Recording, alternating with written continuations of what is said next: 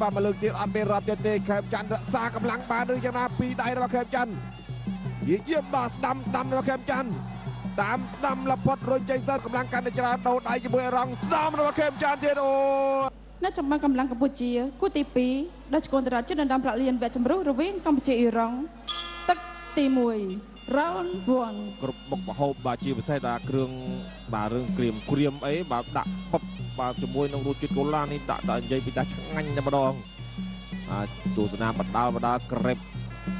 ឡូវយើងមកទស្សនាការប្រកួតបាទគូទី2បាទលក្ខណៈ format tournament ដណ្ដើមពាន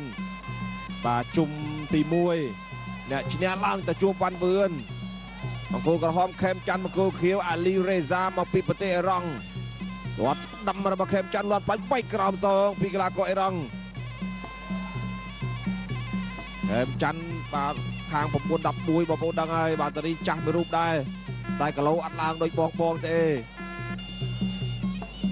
បាទសើច្បងមួយចំនួនគីឡូឡើងអស់ហើយបាទចូលស្ដាំមកមួយដៃរបស់ខេមច័ន្ទពេញលោមែនទែនគាត់ឆ្វេងខាងក្រោមសពីកីឡាករអ៊ីរ៉ង់ស្ដាំរបស់ខេមច័ន្ទស្របស្ដាំម្ដាយរបស់ខេមច័ន្ទពេញអូយកុសលកំដាប់ដៃរបស់ខេមច័ន្ទលឿនមែនទែនទាត់ផងវាយផងពីដៃបាញ់មួយដៃចុងក្រោយចូលធ្ងន់ 5 6 7ឥឡូវលោកញ៉ាក់កំពុងតែរាប់ទៅលើកីឡាករអ៊ីរ៉ង់បាទខេមច័ន្ទដួលបានកាន់តែលឿនបាទសល់កម្លាំងកាន់តែច្រើនដោដៃជាមួយអ៊ីរ៉ង់ស្ដាំរបស់ខេមច័ន្ទទៀតអូយលើកទី2ពេញកន្លែងដដែលបាទដៃមួយដៃឡប់ផ្ងាក់តែម្ដងអូ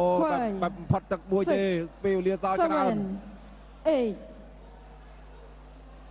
បន្តกับប្រកួត continue មកលើកទៀតអត់មានរាប់ទៀតទេបាទមកលើកទៀតអត់មានរាប់ទៀតទេខេមច័ន្ទរក្សាកម្លាំងបានឬយ៉ាងណាពីដៃរបស់ខេមច័ន្ទ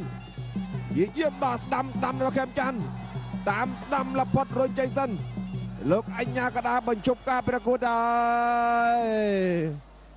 បាត់កីឡាករអេរ៉ង់បាត់ស្មារតីបាទនៅមិននឹងទេ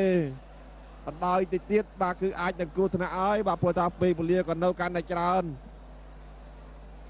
ខេមច័ន្ទបាទរក្សាកម្លាំងបានល្អណាស់បាទ